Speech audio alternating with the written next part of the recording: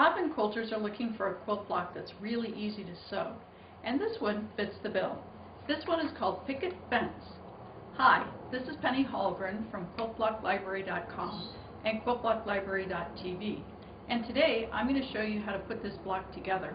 It has triangles, rectangles, and squares. The pieces are relatively large, so you'll end up with just a few pieces in the block. And the thing that's fun about this block is that when you set them side by side in a quilt, it makes a secondary pattern. So, my pieces are all ready to go. Let's get started.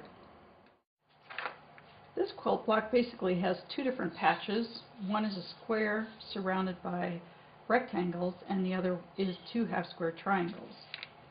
So what I've done is set out my patches here, and the first thing I'm going to do is sew my half-square triangles together.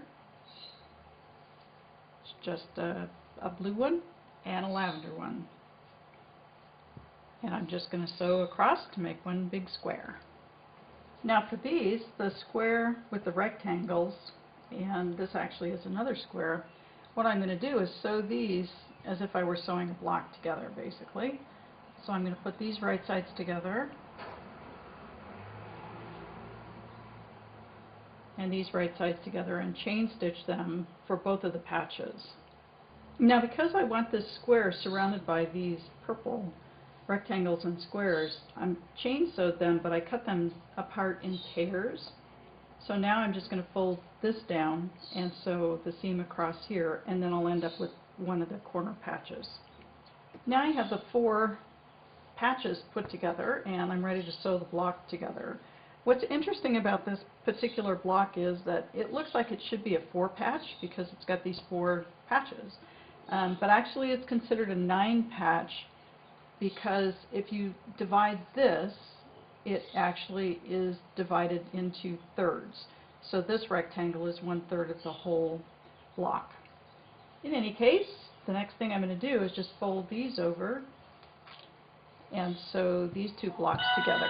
Now the top 2 patches and the bottom 2 patches are sewn together, so all I need to do is sew the center seam, and this block is done. You can see how easy it is, and it makes a nice big block, so it would make an easy quilt to make. This Picket Fence quilt block is all finished and ready to go. This was really easy. It went together pretty quickly, and because the seams are quite large, you can make some nice big blocks with very few seams. It also looks to me like it might make a great back quarter quilt and possibly a nice jelly roll quilt, or maybe some combination of those. So I might try that at some point in time. Thanks for joining me. This is Penny Hallgren from QuiltBlockLibrary.com and QuiltBlockLibrary.tv. If you're not already over there, head on over to QuiltBlockLibrary.com and pick up your free download of this pattern and check out all the other patterns that are available on that site. Until next time, peaceful piecing.